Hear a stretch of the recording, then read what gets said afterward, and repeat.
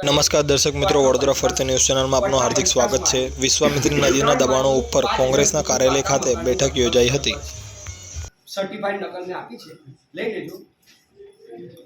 10/1/2018 20 દિવસ પછી કોર્ટે ઓર્ડર કર્યો કે મકાન તોડવાનું નહીં, જે મકાન છે 3 મહિને એવું ને એવું રહેવા દેવાનું અને હયાત પરિસ્થિતિ જાળવી।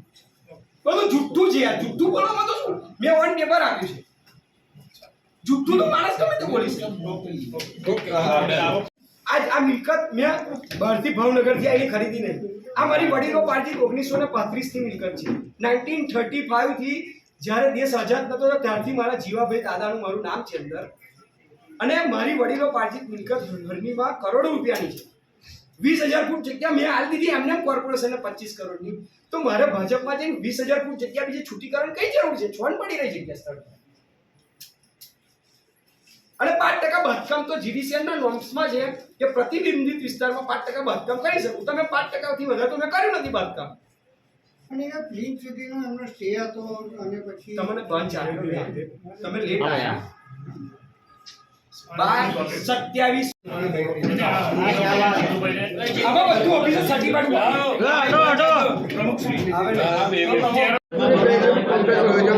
વડોદરામાં ભાજપના ભ્રષ્ટ શાસનના પાપે વડોદરા પાણીમાં ડૂબાડ્યું બીજેપીના નેતાઓએ।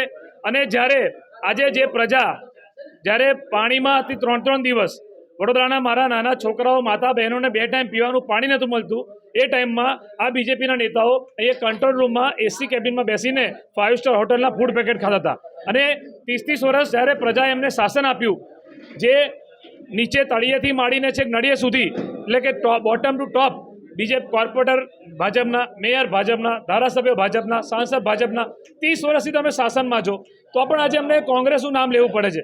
એટલે પેલી ગુજરાતીમાં કહેવત છે ને કે અધૂરો જ્ઞાનનો ઘડો વધારે છલકાય।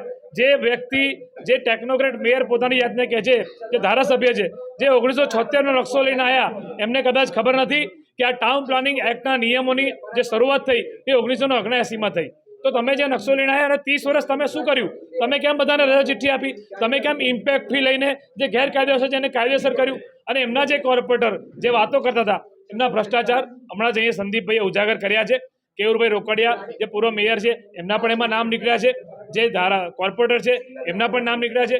તો આ ભ્રષ્ટાચારી શાસને હદ કરી નાખી છે, ભ્રષ્ટાચારની માજા મૂકી છે। અને એટલા માટે એમના રાજ્યના મુખ્યમંત્રી પણ કહેતા હતા કે અમદાવાદ અને સુરત વચ્ચે વડોદરાનો વિકાસ કેમ નથી થયો? તો મુખ્યમંત્રી સાહેબ, વડોદરાનો વિકાસ તમારા ભ્રષ્ટાચારી નેતાઓને લીધે થયો નથી। આપ તમારામાં થોડું પણ જો શરમ હોય, 2 આંખની પણ, તો તાત્કાલિક આ વડોદરાની કોર્પોરેશનની જે ભાજપની બોડી છે એને બરખાસ્ત કરો, ડિઝોલ્વ કરો, કારણ કે આ લોકોના ભ્રષ્ટાચારને પાપે વડોદરા પાણીમાં ડૂબ્યું છે। બાકી કોંગ્રેસ પાર્ટી તો આ બાબતે આંદોલન કરવાની છે।